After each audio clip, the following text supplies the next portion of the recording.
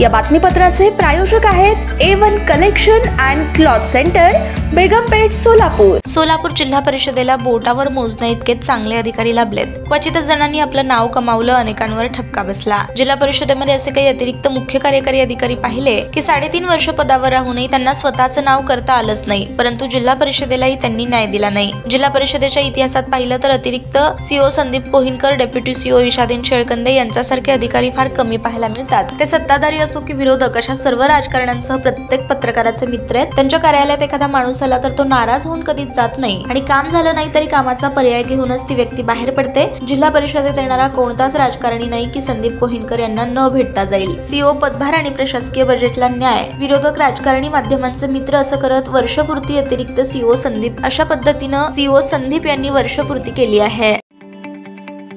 ताज्या बातम्या पाहण्यासाठी प्राईम महाराष्ट्र न्यूज चॅनलला सबस्क्राईब करा।